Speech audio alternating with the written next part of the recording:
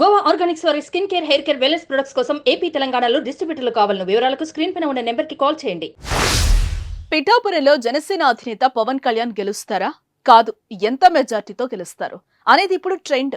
గెలుపోటముల లెక్కలు మారిపోయాయి. పవన్ కళ్యాణ్ పిఠాపురంలో భారీ మెజార్టీతో గెలుస్తారని జన సైనికులు ధీమాగా చెప్తున్నారు. 2019లో పిఠాపురం నుంచి గెలిచిన దొరబాబు 83,459 ఓట్లు దక్కించుకున్నారు. కాగా 14,992 ఓట్ల మెజార్టీతో విజయం సాధించారు. ఆ ఎన్నికల్లో టీడీపీ నుంచి పోటీ చేసిన వర్మకు 68,467 ఓట్లు పోలయ్యాయి. జనసేన నుంచి పోటీ చేసిన శేషకుమారికి 28,011 ఓట్లు వచ్చాయి. ఇప్పుడు వర్మ జనసేనకు మద్దతుగా నిలవగా శేషకుమారి వైసీపీలో చేరారు.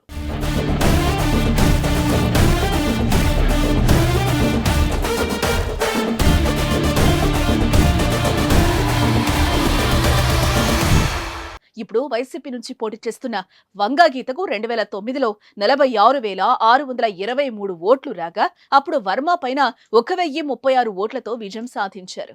అదే ఎన్నికల్లో కాంగ్రెస్ నుంచి పోటీ చేసిన ముద్రగడకు 43,341 ఓట్లు పోలయ్యాయి. ఇప్పుడు ముద్రగడ పిఠాపురంలో పవన్ ను ఓడించకపోతే పేరు మార్చుకుంటానని సవాల్ చేశారు.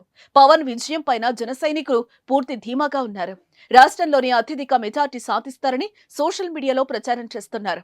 అయితే పిఠాపురంలో 2019లో 80.99 పోలింగ్ నమోదు కాగా 86.63% పోలింగ్ జరిగింది. ఇప్పుడు అదే విధంగా పులివెందుల్లో 81.34 ఓట్లు పోలయ్యాయి. ఇప్పుడు జగన్, పవన్ మధ్య ఎవరికి మెజార్టీ ఎక్కువ వస్తుందనేది చర్చగా మారింది. అయితే పిఠాపురంలో ఏకపక్షంగా పోలింగ్ జరిగిందని జన సైనికులు చెప్తున్నారు. దీంతో రాష్ట్రంలో గెలుపు పైన అంచనాలు వ్యక్తమవుతున్న సమయంలో జగన్, పవన్ లో ఎవరి మెజార్టీ ఎక్కువ అనేది ఇద్దరికీ ప్రతిష్టాత్మకంగా మారుతోంది.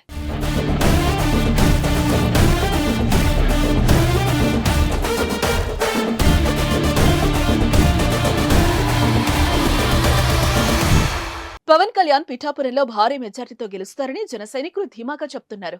కానీ ఇక్కడ ఆసక్తికర అంశాలు తెర మీదకొస్తున్నాయి. 2019లో పిఠాపురం నుంచి గెలిచిన దొరబాబు 83,459 ఓట్లు దక్కించుకున్నారు. కాగా 14,992 ఓట్లు మెజార్టీతో విజయం సాధించారు.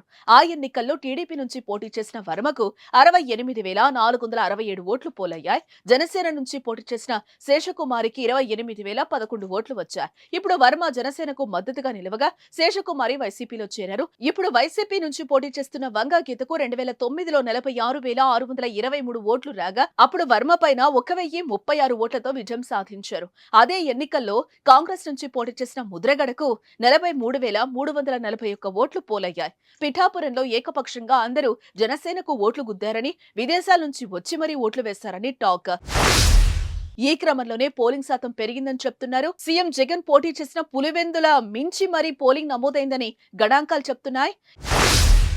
ఈ క్రమంలోనే పిఠాపురంలో పవన్ మెజారిటీ జగన్ మెజార్టీని బీట్ చేస్తుందని అంటున్నారు. ఏది నిజమో ఏది కాదో తెలియాలంటే మాత్రం మనం జూన్ 4 వరకు ఆగాల్సిందే మరి.